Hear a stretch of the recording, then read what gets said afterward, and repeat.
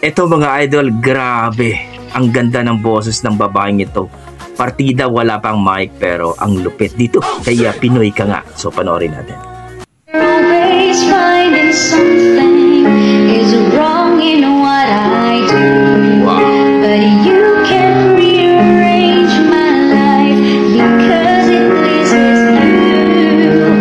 You've got to love me for what I am, for simply being me. To love me for what you intend, or hope that I will be.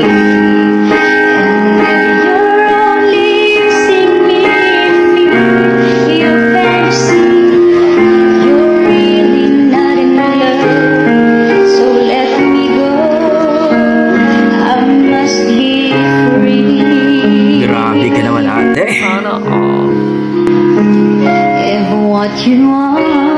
Hindi lang maganda, ang bangis pa ng boses ng babaeng ito.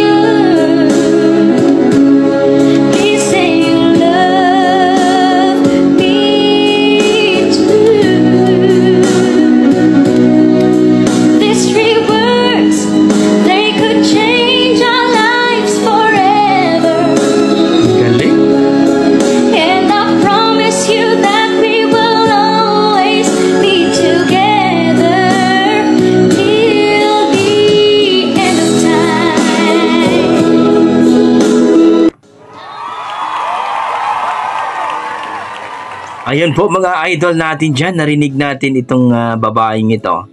Pero hindi ko man siya kilala mga idol, pero malupit. Hindi lang maganda, ang lupit pa ng boses, grabe.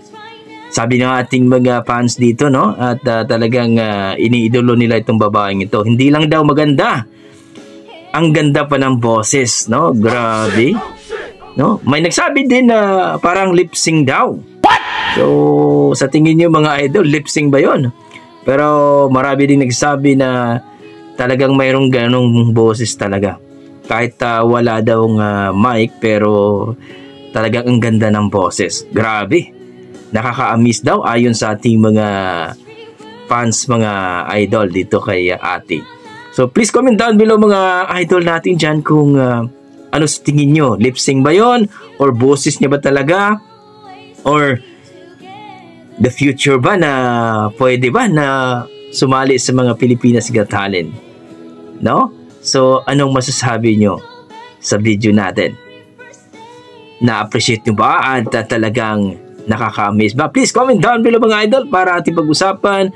Maraming salamat at kung sino nakakilala po sa babaeng yan, baka pwede nyo po na i-comments down no, para po ay magpasalamat tayo dahil yan ang ating mga duging Pinoy. Pagdating po sa kantahan ay halimaw talaga, ang lupit. Maraming salamat mga idol at ingat po kayo lagi. I tried so